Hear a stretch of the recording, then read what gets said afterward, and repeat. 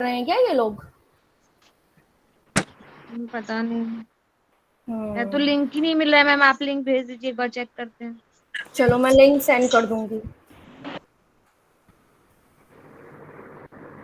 ठीक। तो हमने लास्ट टाइम जो है हमारे बेसिक रूल्स डिस्कस किए थे असेसमेंट के या टेस्ट के, कि टेस्ट होता क्या है और हमें इवैल्यूएशन करना क्यों है। ठीक है। तो जहां तक मुझे याद है हम लोगों ने स्केल्स के बारे में पढ़ा था, नॉमिनल, ऑर्डिनल। हाँ यस मैम। यस चलो, मैम। तो ये तो आप लोग, बताया करो मैम को।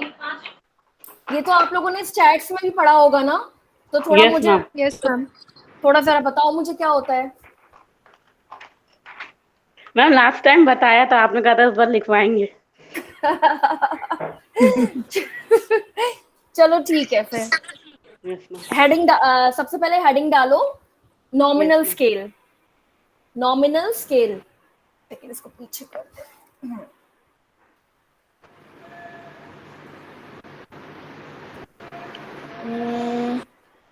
कोई और आया?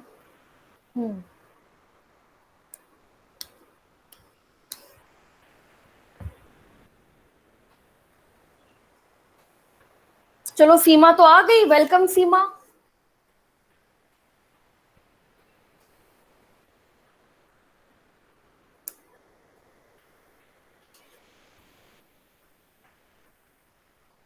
हेडिंग डाली नॉमिनल स्केल की सबने? Yes yes ma'am. Ma'am. Okay. तो नॉमिनल स्केल क्या होता है? नॉमिनल स्केल होता है लीस्ट प्रिसाइज स्केल। ठीक है। इसमें हम केवल ऐसे डिफरेंशिएट करते हैं जैसे कि फॉर एग्जांपल गर्ल्स को बॉयज से डिफरेंशिएट कर दिया। सपोज एक क्लास में कितने गर्ल्स हैं कितने बॉयज हैं, ठीक है। इसको जैसे मोटा मोटा किसी चीज को डिफाइन करना, या कितने शॉर्ट हाइटेड हैं कितने लॉन्ग हाइटेड हैं, ठीक है ना। या फिर कितनों के नाम अल्फाबेटिकली, जैसे कितनों के नाम ए से आए कितनों के बी से आए, तो ये हमारा नॉमिनल स्केल होता है। It is undefined scale.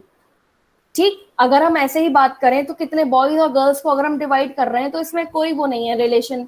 अरे बॉयज हैं तो कितने, कितनी कितनी एज के बॉयज हैं ना, उसमें हम एज को वेरिएबल मान रहे हैं ना हाइट को वेरिएबल मान रहे हैं। ठीक है। तो हमने क्या किया, बस ऐसे ही जस्ट डिफाइन कर दिया कि इतनी लड़कियां हैं हमारी क्लास में, इतने लड़के हैं, 2 लड़कियां हैं 8 लड़के हैं, है नहीं, उल्टा बोल दिया हमने, 8 लड़कियां हैं 2 लड़के हैं। ठीक है ना। तो ये नॉमिनल स्केल में आता है जब कोई भी चीज is not well defined and is not specific. ठीक है ना। तो इसको लिखो, in a nominal scale, in a nominal scale there is a crude, CRUDE, there is a crude and least precise classification, and least precise classification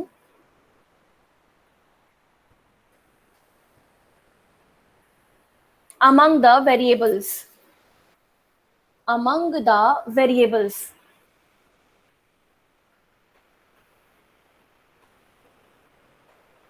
crude का मतलब क्या होता है? ऐसे रफली होता है ना, जैसे अच्छा ठीक है 50% बच्चे आज नहीं आए या 70% ने क्लास अटेंड करी, तो ये क्रूड क्लासिफिकेशन हो गया। मैम प्लीज रिपीट कर दीजिए, थोड़ा सा नेटवर्क इशू हो गया था।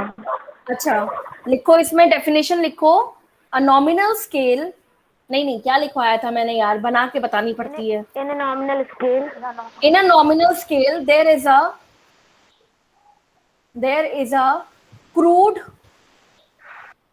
And least precise classification. Okay ma'am हो गया।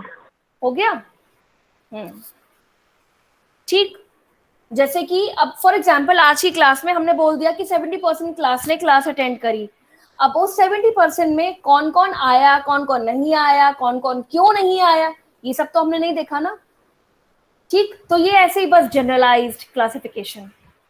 नेक्स्ट लिखो, it is the least used, it is the least used type of scale among all. Least used type of scale among all. Among all मतलब जो चारों हमारे अलग अलग scales हैं उसमें सबसे कम इसे इस्तेमाल करते हैं.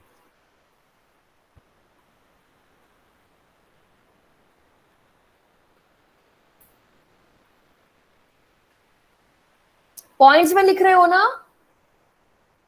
Yes ma'am. ओके, नेक्स्ट लिखो पॉइंट. इसमें एग्जाम्पल डाल दो. For example a general overview of a class,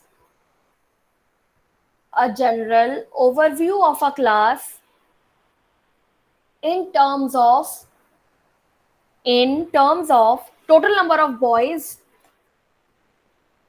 and girls.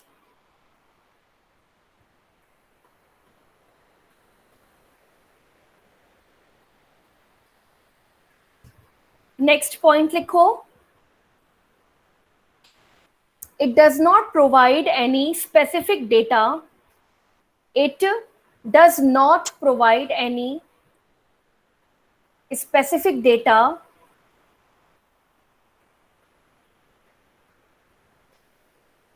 or order of rank variable.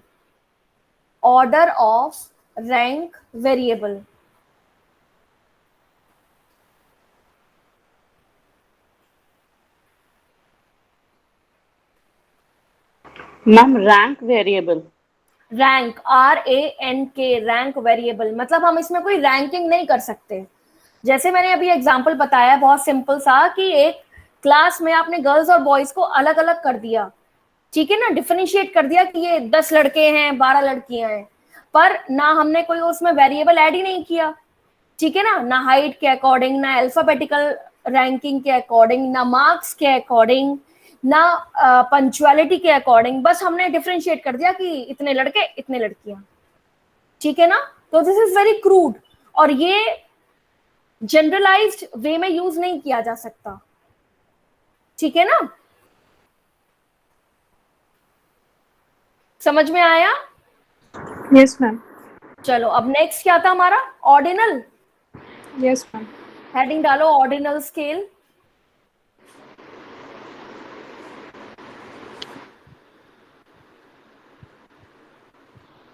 इसमें लिखो it is more informative then the nominal scale.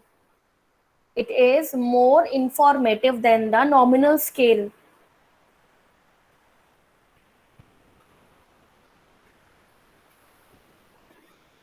Next point लिखो.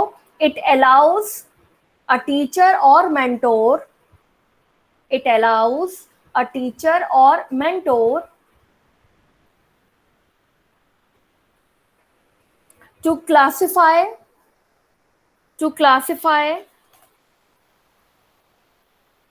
the rankings more specifically. RANKINGS, the rankings more specifically, and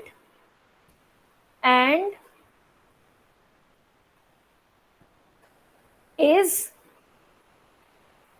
more observational.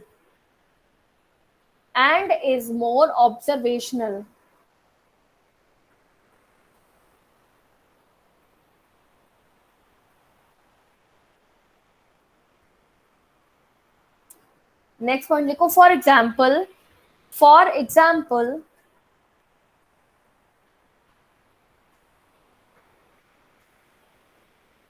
students can be classified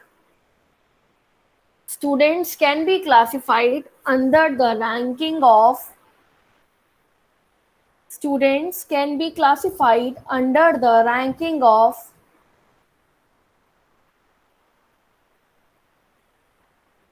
poor, fair, FAIR, fair, good or excellent. Poor, fair, good or excellent.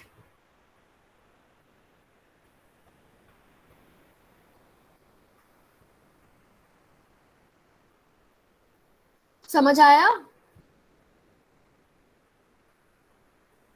Yes ma'am. Okay, सबको समझ आ गया? मतलब इसमें थोड़ा और precisely classification हम लोग कर सकते हैं। स्कूल में याद है टीचर गुड, फेयर ये सब देती थी, Yes, ma'am. Excellent, Yes, excel, ma'am. Even हाँ stars also. हाँ, स्टार्स भी मिलने शुरू हो गए अब तो। लेकिन अगेन स्टार जो है वो नॉमिनल क्लासिफिकेशन में आएगा, ठीक है ना? Yes, ma'am. क्योंकि ऐसा तो नहीं है ना किसी के पूरे हाथ पे 10 स्टार दे दिए तो वो बहुत अच्छा हो गया, ऐसा तो नहीं है खाली 1 या 2 स्टार दिए जाते हैं। तो अगेन उसमें कोई कैटेगराइजेशन नहीं है, लेकिन जब आपको गुड मिलता है, फेयर मिलता है, एक्सीलेंट मिलता है तो yes you have a ranking. ठीक, नेक्स्ट हम लोग लिखते हैं इक्वल और इक्वल इंटरवल स्केल लिखवाया था ना? Yes, ma'am. Third. Yes, ma'am. हाँ, ये वाला हेडिंग डालो, equal interval scale.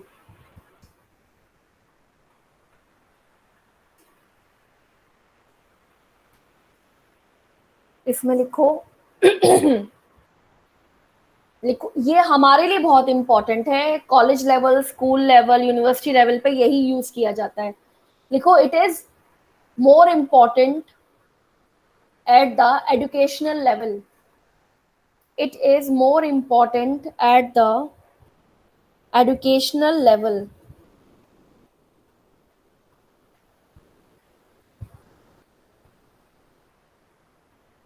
Next point लिखो, it is more precise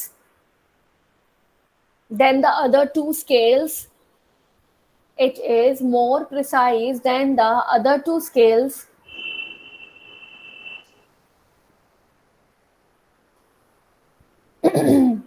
as it has interval value between two variables. As it has interval value between two variables.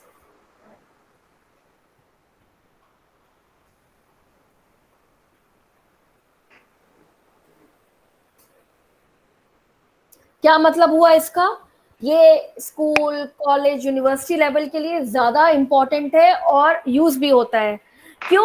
क्योंकि इसमें precise ranking होती है, कौन फर्स्ट आया, सेकंड आया, थर्ड आया। सिंपल अगर हम रेस की बात करें तो फर्स्ट, सेकंड, थर्ड होता है, ठीक है? तो फर्स्ट और थर्ड के बीच में सेकंड एक इंटरवल वैल्यू हुई, इसीलिए ये ज्यादा प्रिसाइज है। दूसरी चीज, इसमें ranking according to all the variables होती है। अगर हम रेस की बात करें या मार्क्स की बात करें, चलो क्लास में फर्स्ट, सेकंड, थर्ड की बात करते हैं, तो मार्क्स में थोड़ा डिफरेंस होता है, वही फर्स्ट, सेकंड, थर्ड होता है, ठीक है ना? तो इसमें हम लोगों ने वेरिएबल लिया मार्क्स। समझ में आया? Yes, ma'am. रेस में क्या है? रेस में टाइम इंटरवल हो गया, लेंथ हो गया, आपने कितने टाइम में कितना लेंथ या कितना ड्यूरेशन, कितना किलोमीटर्स कवर किया एक ड्यूरेशन में, ठीक है ना? तो दिस इज मोर प्रिसाइज और हमारे लेवल पे इसी को यूज किया जाता है। समझ में आया? Yes, ma'am. नेक्स्ट पॉइंट लिखो इसी में, it can be used to appreciate the students. It can be used to appreciate the students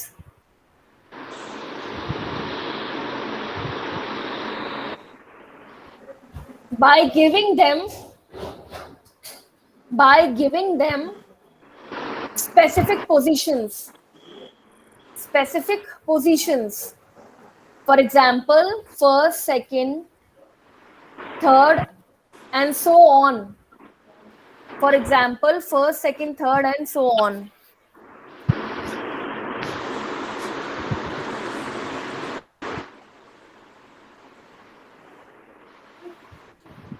समझ में आया ये चीज बेटा? Yes, ma'am. ओके, नेक्स्ट हमारा लास्ट है ratio scale.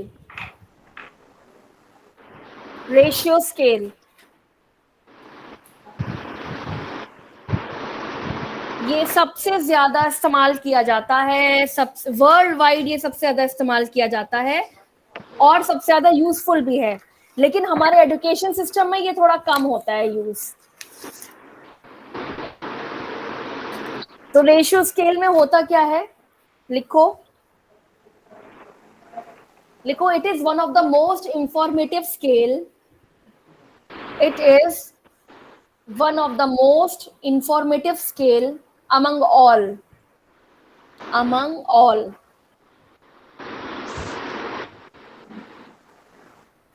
and highly refined in terms of calculations,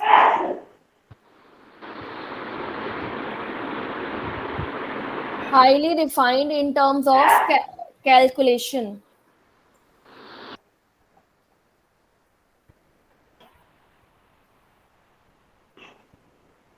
Next लिखो, it has an additional feature of zero, it has an additional feature of zero. अभी तक के तीनों हमारे क्लासिफिकेशन में, तीनों स्केल्स में जीरो नहीं था, है ना। पहले वाले में तो कोई रैंकिंग ही नहीं थी, दूसरे वाले में अगर रैंकिंग थी गुड, फेयर, बैड या एक्सीलेंट, उसमें भी जीरो नहीं था। कोई गुड हो सकता है, कोई पुअर हो सकता है, कोई वेरी पुअर हो सकता है, लेकिन जीरो नहीं हो सकता, ठीक है। Yes sir. ऐसे ही इक्वल इंटरवल वाले में कोई फर्स्ट आएगा, सेकंड आएगा, थर्ड आएगा, फोर्थ आएगा और कोई लास्ट भी आएगा, है ना, पर कोई जीरो नहीं होगा। पर ये जो हमारी रेशियो स्केल है, इसमें जीरो की भी चांसेस हैं, इसीलिए it is more accurate and more specific, और इसीलिए सबसे ज्यादा यूज भी करी जाती है वर्ल्ड वाइड। लिखो फिर नेक्स्ट पॉइंट लिखो। हाँ बेटा नेहल। मैम ये रेशियो स्केल किस चीज में यूज होता है? आ रहा है अभी, हर चीज में यूज होता है, इनफैक्ट हमारे एजुकेशन सिस्टम में भी यूज होता है। परसेंटाइल का रिसर्च पर्पसेस में हाँ, शायद ये ज्यादा यूज होता है। रिसर्च में होता है, और अभी नई चीज चली है परसेंटाइल, इंजीनियरिंग में परसेंटाइल, एमबीबीएस में परसेंटाइल, सुना होगा ना। Yes ma'am. मैम वो सीजीपीए, हाँ वो भी, सीजीपीए जीपीए, हाँ वो भी रेशियो स्केल के अंदर में ही आता है, ठीक है। पर ये अभी एजुकेशन सिस्टम में नए नए स्टार्ट हुए हैं, मुश्किल से 15-20 साल मान लो। और सबसे बड़ी बात, ये रूट लेवल पे इस्तेमाल नहीं होते, जैसे कि तुम्हारे जो यूनिवर्सिटी एग्जाम्स हैं या क्लास टेस्ट हैं, ये सब रूट लेवल है, ये इस पे नहीं यूज होते हैं।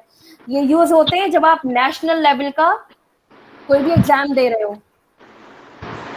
ओके मैम, ठीक है, जैसे आपने नीट दिया, एंट्रेंस एग्जाम्स होते हैं इतने सारे, यूपीटीयू, तो इन सब में परसेंटाइल कैलकुलेशन होता है।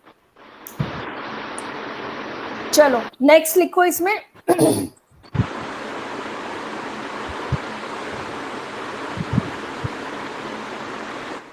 नेक्स्ट पॉइंट लिखो, in ratio scale 0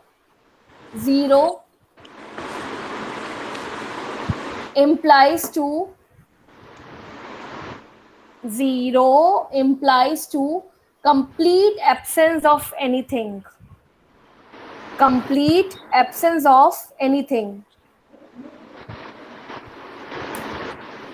Tanya mic बंद करो।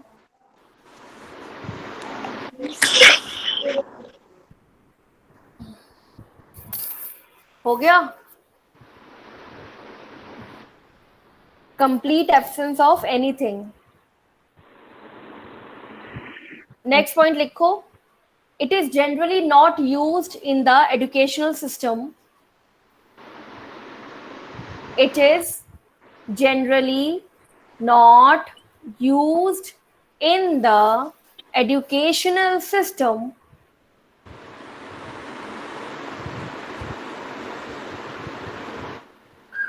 and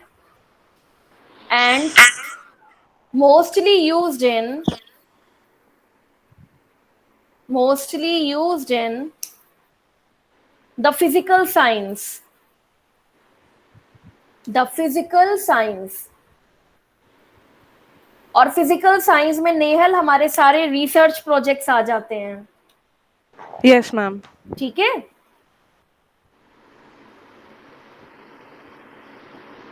ma'am I have been reading few researches, तो उसमें ऐसे डिटेल रेशियो स्केल का यूज करके उन्होंने काफी सारी इंफॉर्मेशन अपनी रिसर्च से डेडिकेट करी हैं फिर उसके बाद। हाँ, तो ये हमारा जो जनरलाइज्ड एजुकेशन सिस्टम है उसमें नहीं इस्तेमाल होता, लेकिन फिजिकल साइंस यानी कि जितने भी रिसर्च हैं या जितने भी हमारे क्या बोलेंगे उसको, सर्वे मैम। सर्वे और पैराफिजिकल सिस्टम्स हैं, उन सब में यूज किया जाता है। ठीक है, पैराफिजिकल ओके सिस्टम, मैम। पैराफिजिकल सिस्टम्स हम्म हम्म। पैराफिजिकल सिस्टम होता है, एस्ट्रोनॉट्स वगैरह को जानते हो, जब उनको यस स्पेस मैम। स्पेस में जाना होता है तो वो उनके जितने भी कैलकुलेशन है वो सब जीरो से शुरू होके और जीरो एंडिंग्स पे ही खत्म होते हैं। जब भी वो कैलकुलेशन करते हैं डिस्टेंस का, किलोमीटर्स का, तो वो सब कुछ जीरो से शुरू होता है। लाइट ईयर्स कैलकुलेशन रहता है ना मैम, लाइट हाँ जीरो ईयर्स, से स्टार्ट होता है। Yes ma'am. हाँ ठीक है ना। तो इसीलिए ये हमारे पैराफिजिकल, फिजिकल, रिसर्च, अब रिसर्च में सब आ जाता है, चाहे आप सर्वे करिए, चाहे आप कंपैरेटिव करिए, कुछ भी करिए। Yes ma'am. ठीक, इतना समझ में आया। Yes ma'am. अब एक ट्रायंगल बनाओ।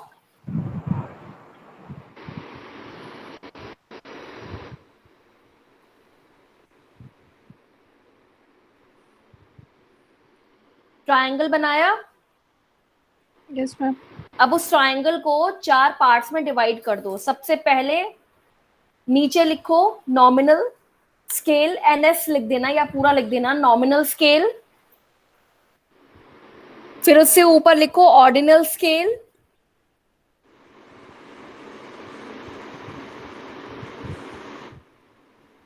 फिर उससे ऊपर लिखो,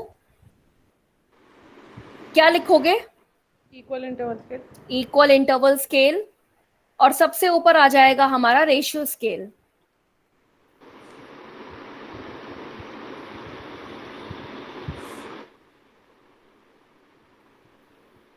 ठीक, ये हमने किसके अकॉर्डिंग बनाया है ट्रायंगल, बेस जो है, तुमने देखा बेस पे हमने क्या रखा है, नॉमिनल स्केल। ठीक, क्योंकि बेस सबसे बड़ा है, सबसे वेग है, नॉमिनल स्केल भी सबसे बड़ा है, सबसे वेग है। ठीक है, तो जैसे जैसे हमारे स्केल्स ऊपर जाते जा रहे हैं वो बहुत प्रिसाइज होते जा रहे हैं।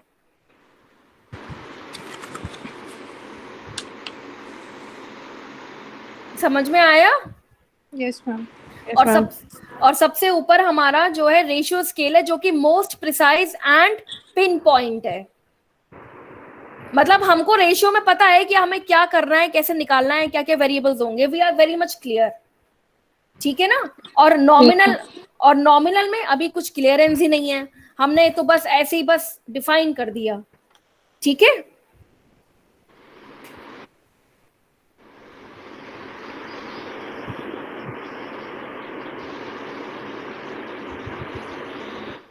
चलो बना लिया, एक बार मुझे कोई दिखा दो।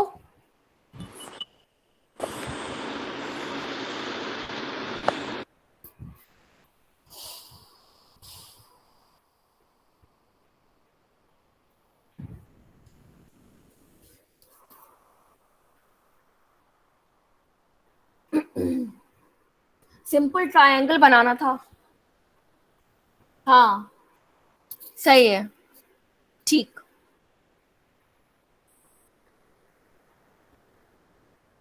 तो अगर ये एग्जाम में आए और आपको कुछ भी नहीं समझ में आ रहा है तो ये ट्रायंगल बना के और एक आप राइट एरो बनाकर भी आप थोड़ा बहुत लिख के समझा सकते हो कि जो अनप्रिसाइज है वो नॉमिनल है और जो मोस्ट प्रिसाइज है वो रेशियो स्केल है। ठीक है, आ गया समझ में। Yes ma'am. ओके, नेक्स्ट छोटी सी हेडिंग डालो, characteristics of measuring instrument. Characteristics of measuring instrument.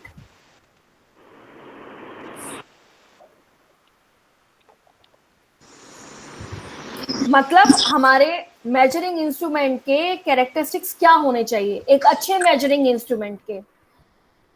क्योंकि हम एजुकेशनल फील्ड में हैं तो मेजरिंग इंस्ट्रूमेंट का मतलब क्या हुआ, आप कोई भी टेस्ट ले रहे हो, असेसमेंट दे रहे हो, असाइनमेंट दे रहे हो, ठीक है, रिटन इवैल्यूएशन कर रहे हो, ओरल इवैल्यूएशन कर रहे हो, ये सब हमारे इंस्ट्रूमेंट में आ जाते हैं, ठीक, because we are related with educational field. तो इसमें क्या होना चाहिए, पहला पॉइंट लिखो, it should be more of objective, it should be more of objective. Next point, it should be reliable, it should be reliable. Next point लिखिए, it should be valid, it should be valid.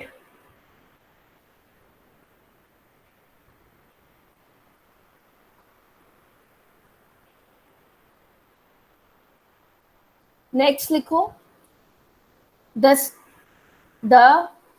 tool should be comprehensive and precise. The tool should be comprehensive and precise.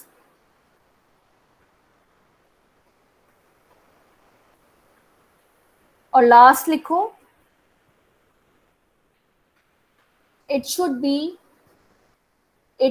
be usable and practicable. It should be usable and practicable. मतलब कि इस्तेमाल किया जाने वाला हो और practical हो, comprehensive भी हो और प्रिसाइज भी हो। कॉम्प्रिहेंसिव मतलब एक तरीके से पूरी डिटेल स्टडी भी हो जाए हमारी, लेकिन प्रिसाइज भी रहे, छोटा भी रहे, स्पेसिफिक भी रहे कि ये करना है, ठीक। बाकी ऑब्जेक्टिव होना चाहिए, रिलायबल है, वैलिडिटी है कि नहीं है। समझ में आया? Yes, ma'am. इसका एक छोटा सा एग्जाम्पल हम ये ले सकते हैं कि एक आपके टीचर ने क्लास में आपका क्लास टेस्ट ले लिया, ठीक है, वेल एंड गुड, ये टीचर लेवल पे उसको पता चला कि कितने बच्चे किस किस कैटेगरी में आते हैं, लेकिन वो क्लास टेस्ट के बेसिस पे आपको आगे के ईयर में तो प्रमोशन नहीं मिलेगा ना, तो उसके लिए तो कोई वैलिडिटी वाला हमारा टेस्ट होना चाहिए। तब क्या होता है, एनुअल एग्जाम्स कंडक्ट करवाते हैं कॉलेजेस, ठीक है। Yes, ma'am. तो उसके बेसिस पे फिर आपका आगे प्रमोशन होता है।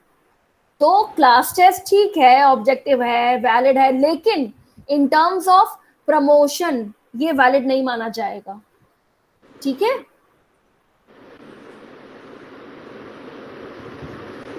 Yes, ma'am. चलो अब नेक्स्ट हम थोड़ा थोड़ा टेस्ट और इन सब के बारे में पढ़ेंगे। नेक्स्ट हेडिंग डालो। ये पॉइंट सबको क्लियर हो गया ना बेटा? Yes, ma'am. नेक्स्ट हेडिंग डालो, few definitions. few definitions, ये हो सकता है 2-2 3-3 नंबर में आ जाए।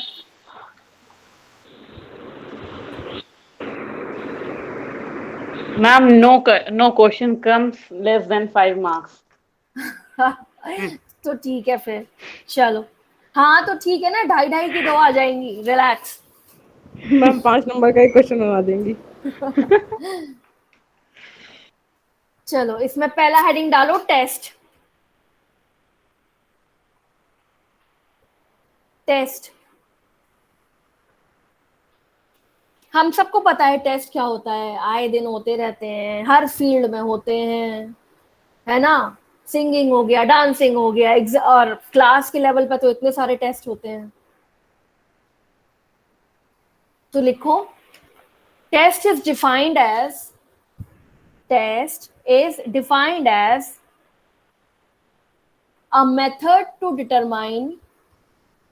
a method to determine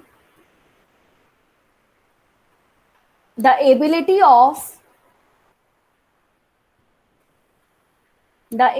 of an student, any student,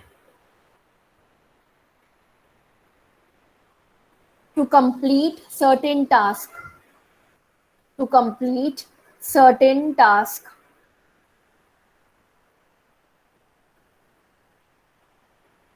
or to demonstrate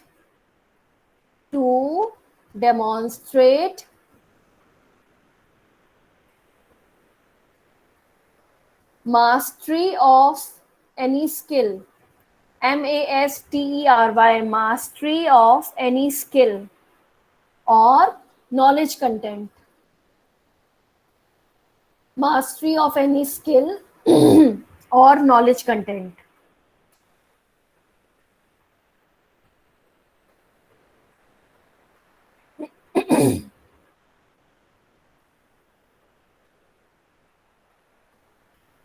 ठीक, तो टेस्ट क्या है?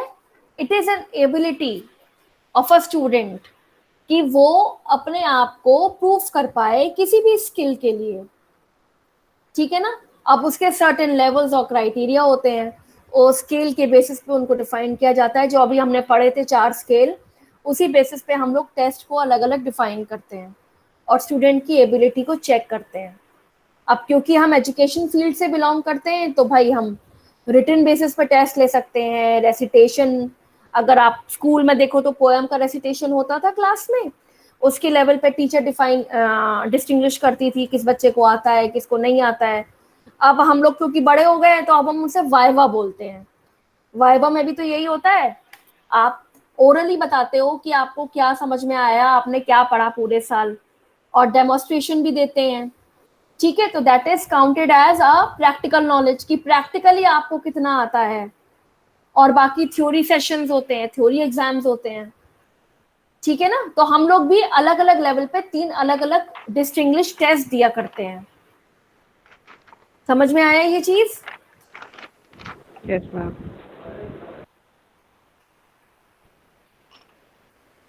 चलो नेक्स्ट पॉइंट लिखो, assessment. Assessment, ma'am next definition. हाँ नेक्स्ट डेफिनेशन। पहली डेफिनेशन थी टेस्ट, अब नेक्स्ट है हमारा assessment.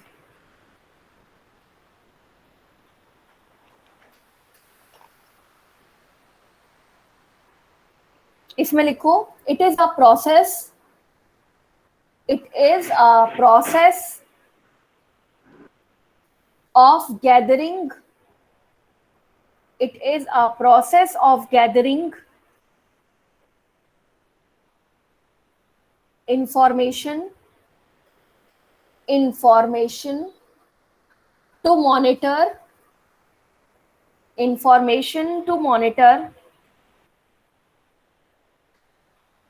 the progress of an individual,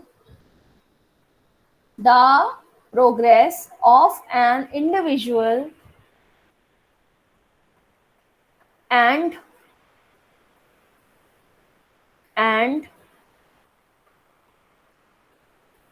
make any educational decision,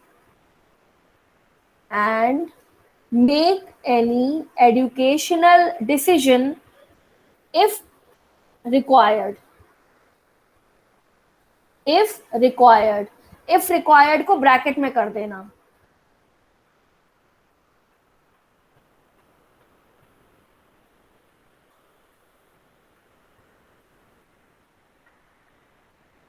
ठीक है। आप असेसमेंट के बेसिस पे, जैसे मैंने पहले बताया था कि असेसमेंट के बेसिस पे आप केवल प्रमोशन नहीं, किसी को भी आगे प्रमोट नहीं कर सकते हो। तो उसके लिए जो हमारा वैलिड टूल रहेगा वो टेस्ट ही रहेगा। लेकिन आप असेसमेंट में टेस्ट इंक्लूड कर सकते हो, टेस्ट में असेसमेंट इंक्लूड कर सकते हो। समझ आया? लेकिन केवल असेसमेंट के बेसिस पे you can not promote anyone to any other level. उसके लिए आपको टेस्ट देना ही पड़ेगा। इसमें लिखो next point, like written exam में इंटरव्यू। हाँ हाँ राइट, जैसे कि जो रिटन एग्जाम है वो आपका टेस्ट हुआ, लेकिन इंटरव्यू जो है वो असेसमेंट होगा। समझ आया? तभी लोग जनरली बोलते हैं ना, अरे रिटन निकाल लो, इंटरव्यू तो देखा जाएगा। बोलो Neha, Nehal. Ma'am assessment, measurement और इवैल्यूएशन में क्या डिफरेंस है? वही लिखवा रही हूँ, ठीक है, वही लिखवा रही हूँ। अभी असेसमेंट है, फिर इवैल्यूएशन है, फिर मेजरमेंट है। चलो नेक्स्ट इसमें पॉइंट लिखो, इवैल्यूएशन में नेक्स्ट पॉइंट लिखो। A test can be included in assessment, a test can be included in assessment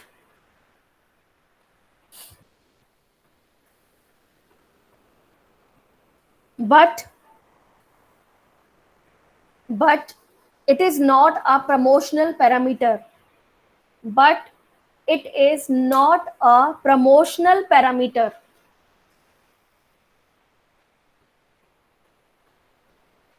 Next point लिखो, an assessment may also include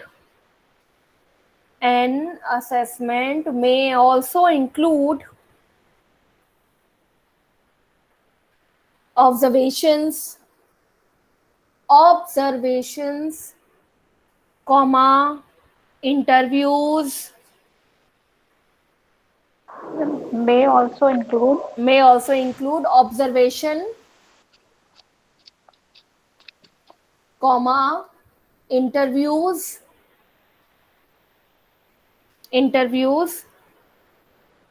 comma, behavioral monitoring,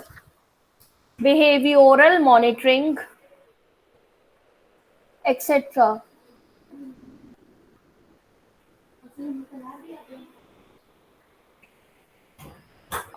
behavioral monitoring etc. तो इसका क्या मतलब हुआ?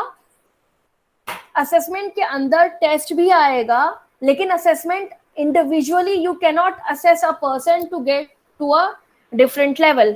मैं खाली आपका असेसमेंट करके आपको प्रमोट नहीं कर दूंगी second year, third year, fourth year में, ठीक है ना? उसके लिए मुझे टेस्ट इंक्लूड करना पड़ेगा। लेकिन असेसमेंट में और क्या क्या चीजें आती हैं, जैसे हमने किसी के बिहेवियर से उसका अंदाजा लगाया कि भाई ये तो पढ़ने में तो इसका बिल्कुल मन नहीं है, ठीक है, या इसकी जानने की इच्छा है या नहीं है। दूसरा हमारा क्या आता है? इंटरव्यू में आपको ओरल असेस किया जाता है कि आपकी ओरल नॉलेज कितनी है। एक आपने बुक पढ़ लिया, आपने टेस्ट क्वालिफाई कर लिया, वो अलग चीज, लेकिन आप उस चीज को प्रैक्टिकली कितना ज्यादा यूज कर रहे हो, that is the main motive of an interview, या जिसे हम लोग अपने लैंग्वेज में डेमोन्स्ट्रेशन बोलते हैं। हमारे एजुकेशन सिस्टम में तो उसे डेमोन्स्ट्रेशन ही बोला जाएगा। और पहला पॉइंट क्या लिखवाया था मैंने इसमें? ऑब्जर्वेशन। हाँ अलका बोलो बेटा। मैम जैसे वो फिजिकल असेसमेंट होता है उसको इंक्लूड करेंगे इसमें या नहीं? नहीं, फिजिकल असेसमेंट मतलब क्या, वो जो मेडिकल टेस्ट वगैरह होते हैं? फिजिकल, हाँ। नहीं, वो इसमें नहीं आएगा, वो इवैल्यूएशन में आएगा। ओके, ठीक है। मैम आपने लिखवाया है इसमें information to monitor the progress of a individual, तो असेसमेंट में प्रोग्रेस तो मॉनिटर करते ही हैं हम लोग मैम, पेशेंट की जैसे। हाँ वो असेसमेंट में आएगा ना। अच्छा ओके मैम, वो असेसमेंट में आएगा, उसको आप ऑब्जर्वेशन के अंदर कर सकते हो, लेकिन एग्जामिनेशन लेवल पे वो चीज नहीं आएगी। Yes ma'am. ठीक है, वो हमारे लिए आएगा, वो हमारे डेमोन्स्ट्रेशन के अंदर आएगा। ठीक है, समझ में आई ये चीज? बहुत माइन्यूट सा डिफरेंस है। ठीक है बेटा, जैसे कि फॉर एग्जाम्पल इसको ऐसे समझो, जब आप पुलिस वगैरह का एग्जाम देने जाते हो तो वहां पे आपका मेडिकल किया जाता है, जो मेडिकल एग्जामिनेशन होता है। Yes ma'am. ठीक है ना, दैट इज फिजिकल एग्जामिनेशन, पर उसको हम अपने यहाँ अपने एजुकेशन सिस्टम में नहीं ऐड करेंगे। ठीक है ना? आप खाली पेशेंट को ऑब्जर्व करोगे, ऑब्जर्व करके आप उसका डेटा लगाओगे, लेकिन आप उसको आगे प्रमोशन नहीं दे सकते हो कि ये ठीक हो गया है। आप उसकी सिर्फ एक प्रोग्नोसिस बना सकते हो। लेकिन यही चीज जब किसी एग्जाम में होती है, जैसे कि ये जो मैंने आपको बताया जितने भी सिविल सर्विसेज हैं या जितने भी पुलिस वर्क होता है, उसमें वही ऑब्जर्वेशन को आप आगे क्वालिफाई कर देते हैं और प्रमोशन होता है, ठीक है। और उसी की वजह से लोगों Yes, को ma'am. उसी की वजह से जो लोगों को जो है रिजेक्ट भी किया जाता है, Yes, ma'am. ठीक है ना। लेकिन हम हमारे एजुकेशन सिस्टम में उसकी वजह से रिजेक्ट नहीं करते किसी को और ना ही प्रमोट करते हैं। समझ में आई ये चीज अलका? Yes ma'am. चलो अभी आगे और क्लियर होगा। नेक्स्ट पॉइंट डालो, इवैल्यूएशन। असेसमेंट क्लियर हुआ? यस मैम, आगे मैम और पढ़ते जाएंगे तो फिर और क्लियर हो जाएगा डिफरेंस हाँ, भी। एक बार तीनों डेफिनेशन एक बार पढ़ो फिर समझ में आएगा। तो इवैल्यूएशन में लिखो तुम लोग, it is the process to define define the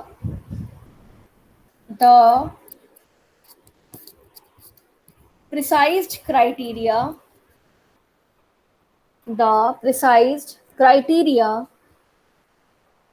of it is the process to define the precise criteria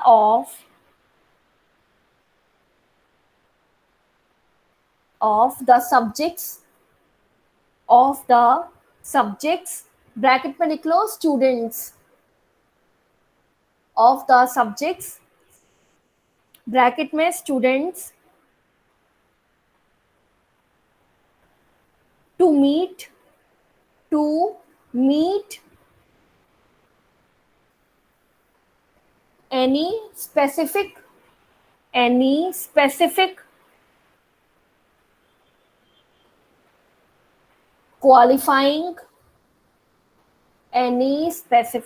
qualifying educational system और सर्विस भी हो सकता है भाई, और सर्विस।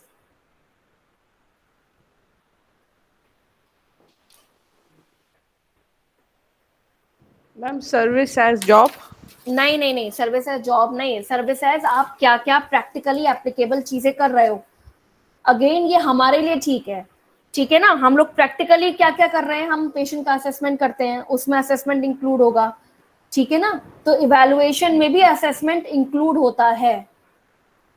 यहाँ सर्विस का मतलब जॉब नहीं है बेटा, ओके मैम। ठीक है। अब इसमें लिखो, नेक्स्ट पॉइंट लिखो, it uses the assessment protocol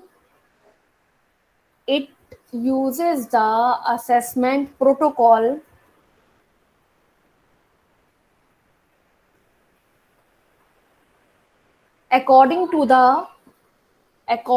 the predominant criteria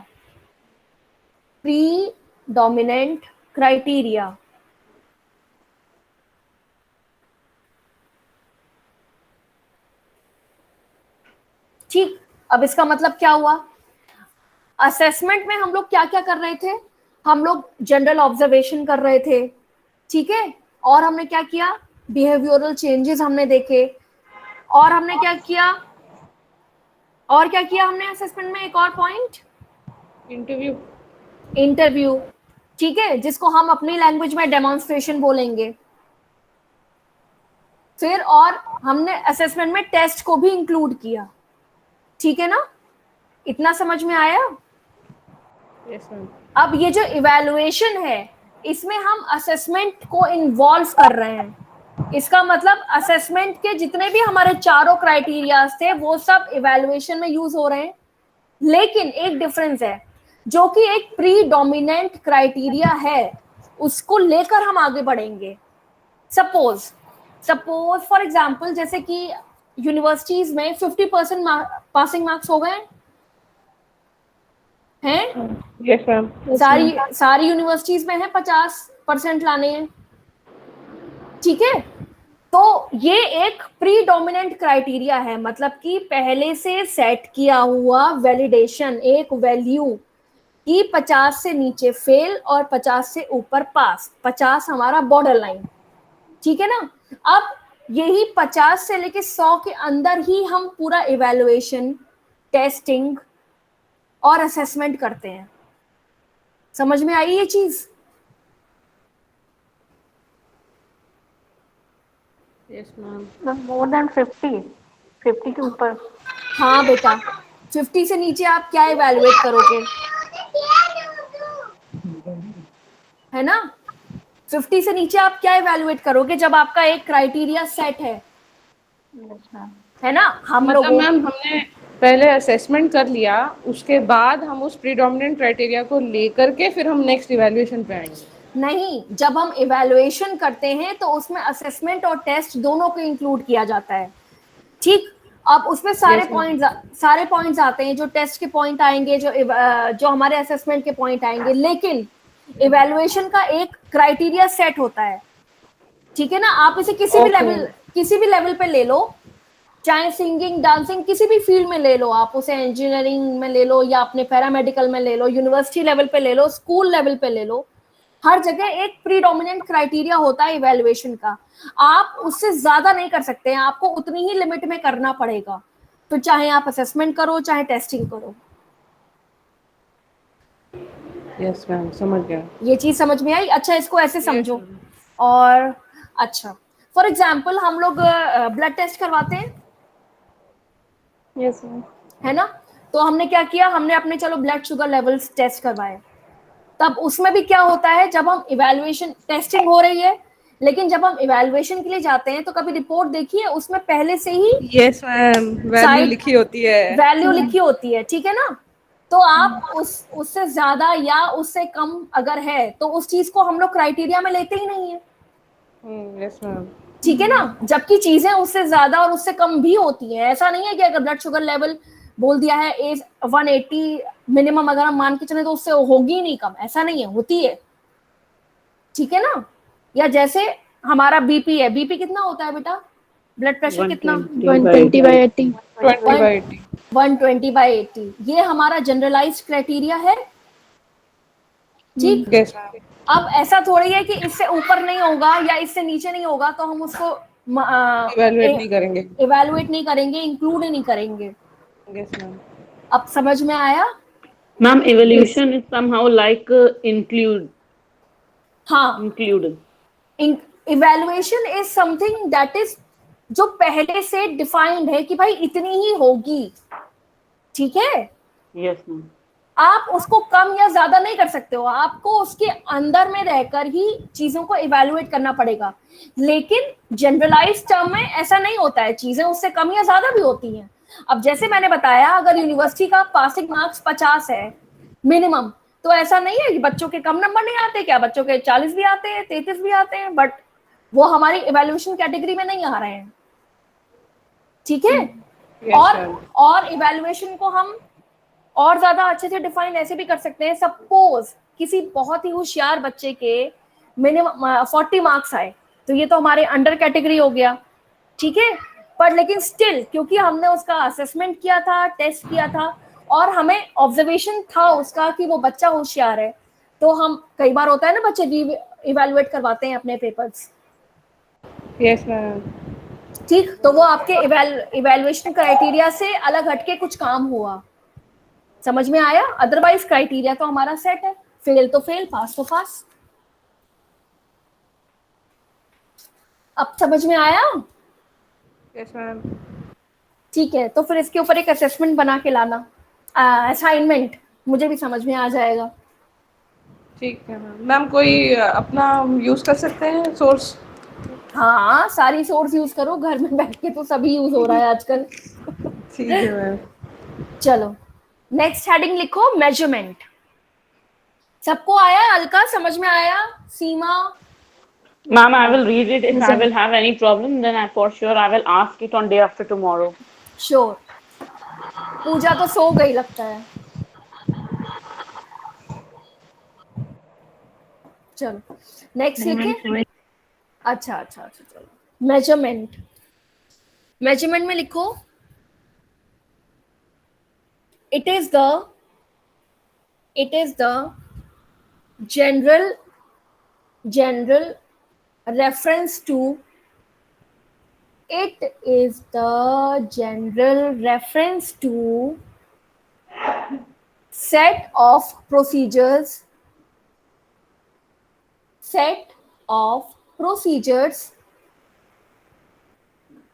and principles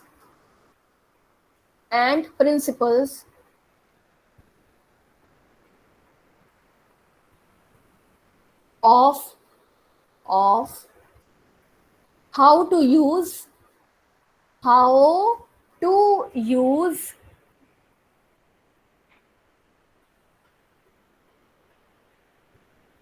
other procedures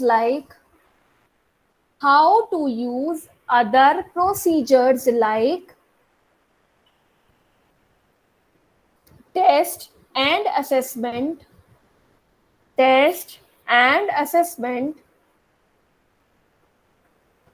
in the educational field.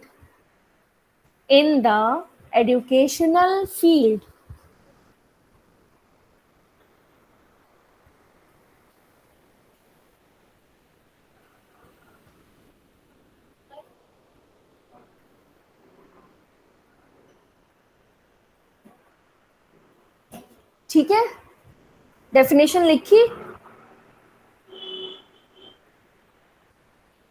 Measurement का मतलब क्या हुआ?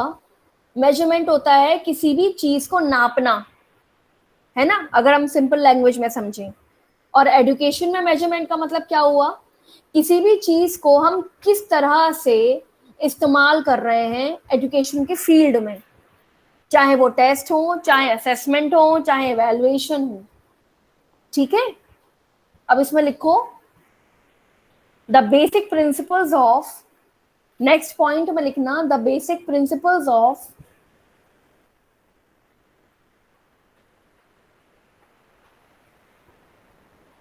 measurement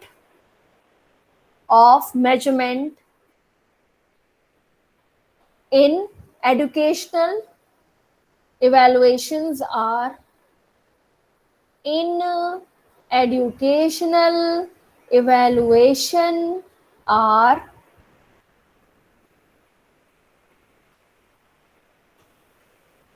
लिखा, उसके आगे डैश लगा के लिखो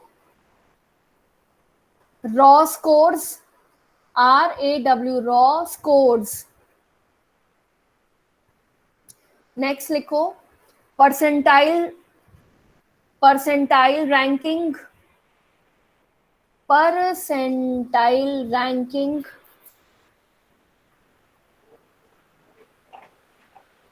फिर नेक्स्ट लिखो derived scores, DERIVED, derived scores। फिर नेक्स्ट लिखो standard scores,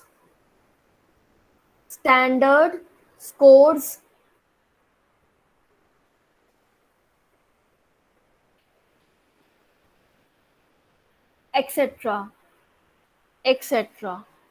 Ma'am, please repeat first one once again. First one was raw scores, RAW, raw scores.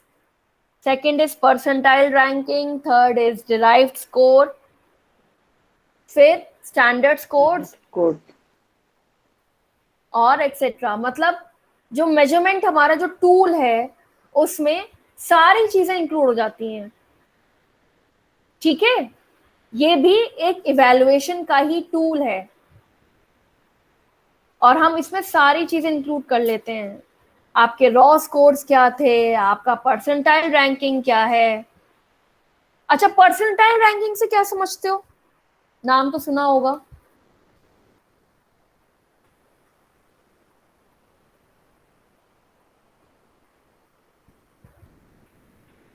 किसी को पता है? नहीं मैम। परसेंटाइल का कभी नाम नहीं सुना बेटा? मैम परसेंट पता है मैम, परसेंट निकलता है, उससे हम लोग रैंकिंग डिसाइड करते हैं। मैम सुना है बट नाम नहीं पता है। अच्छा नहीं हाँ मैम, पता हाँ नहीं है। परसेंटाइल में मैम 100 से होता है p/100, जैसे डेसाइल होता है हाँ वैसे परसेंटाइल परसेंटेज में आ जाता है, 100 से डिवाइड करके कुछ निकलता है, ऐसे करके मैम पढ़ा है। क्वार्टाइल, डेसाइल और परसेंटाइल एक साथ। हाँ डेसाइल एंड परसेंटाइल, लेकिन डेसाइल यूज नहीं किया जाता, परसेंटाइल ज्यादा यूज किया जाता है। और आजकल ये इंजीनियरिंग के एंट्रेंस में बहुत यूज करते हैं। किसी एंट्रेंस वाले बच्चे से पूछोगे तो वो अगर उसका हो गया है तो बताएगा मेरी इतने से इतने परसेंटाइल थी, नहीं हुआ है तो बताएगा इतना परसेंट। तो परसेंटाइल होता है 100 लोगों को लेकर एक परसेंटाइल बनाया जाता है, ठीक है, कि yes ma'am. 100 people are included in a single percentile. तो उसका मतलब क्या हुआ, ये एक तरीके का रॉ डेटा है कि 100 लोगों के नंबर इतने कम थे इसीलिए इनका नहीं हुआ, या 100 लोगों के नंबर इतने ज्यादा थे इसीलिए इनका हो गया।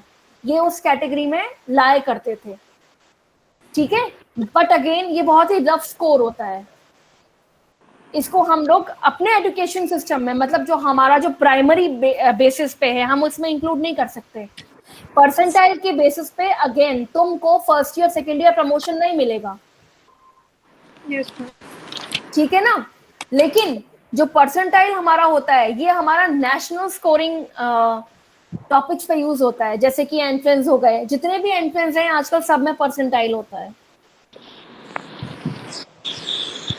हाँ, किसी को कुछ बताना है, ऐड करना है?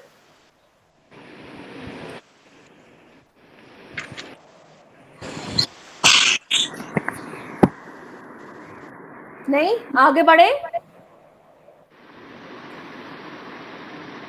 Yes, ma'am.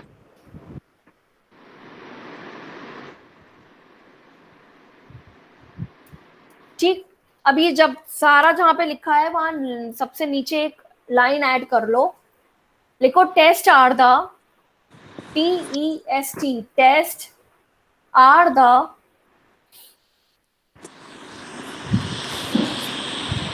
most important tools of measurement. Tests are the most important tool of measurement, and they guide us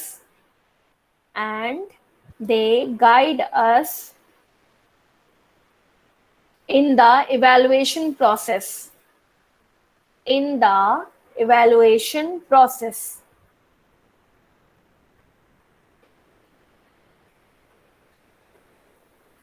ठीक, ये लाइन लिखी सबने?